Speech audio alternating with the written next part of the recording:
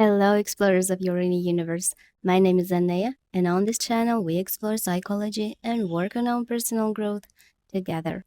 Today, we're exploring a story of public pain, private struggle, and the long road to healing. It's the story of Selena Gomez. We all watch her navigate 8 turbulent years in a relationship with Justin Bieber, a saga filled with passionate highs, devastating lows, addiction, public scrutiny, and a serious health crisis. The question that hangs in the air is this: after all that therapy and self work, has Selena truly broken free from those destructive, codependent patterns?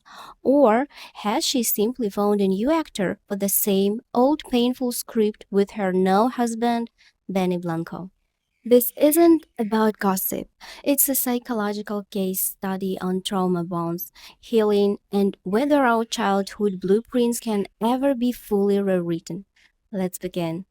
To understand why someone as bright as Selena couldn't walk away, we must look at the foundational scripts written in her childhood. Three key psychological chains kept her locked in the cycle. Chain 1: a childhood of chaos and a psyche addicted to the roller coaster. What was Selena's childhood like? Her mother, often described with narcissistic traits, she saw Selena as a form of narcissistic extension, a chance to achieve the fame and success she herself didn't. She propelled Selena into endless auditions and performances, often at the cost of a normal childhood.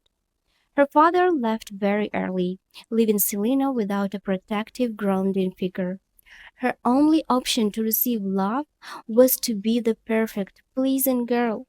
Add financial instability and fear of the future to the mix. Her psyche became wired for chaos, for roller coasters. As an adult, a calm, predictable life can feel boring, even uncomfortable to a nervous system trained on drama.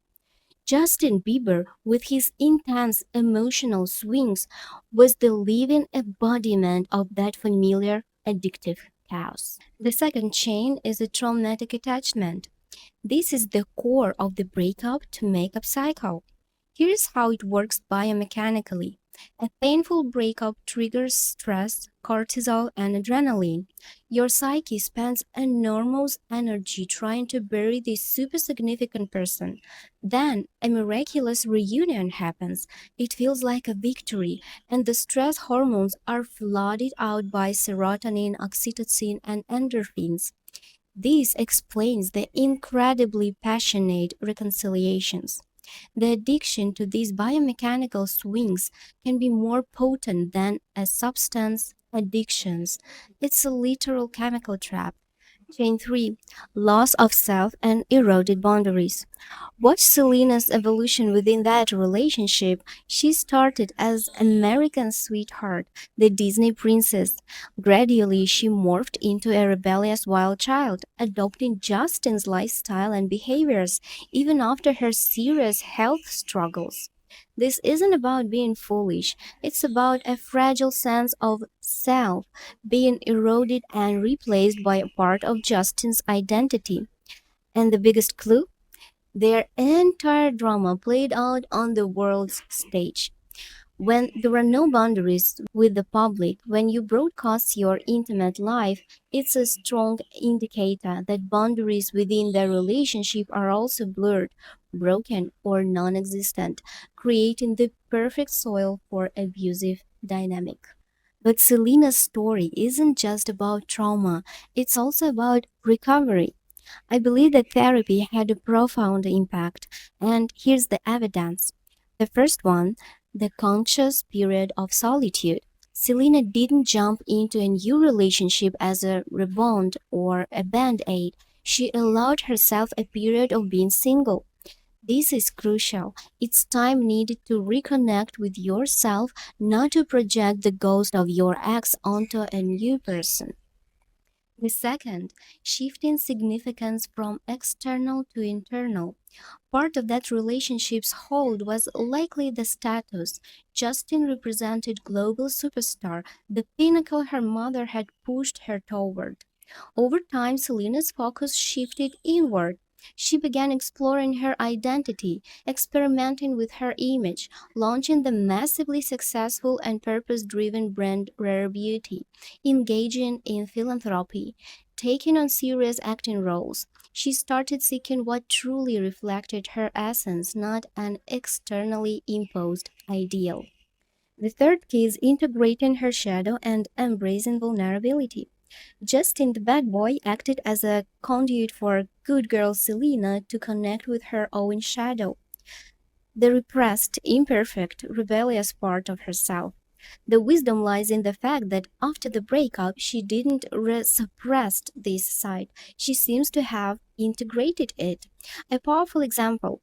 During a period of weight loss, she didn't hide. For someone with a need for perfection, this is a monumental step.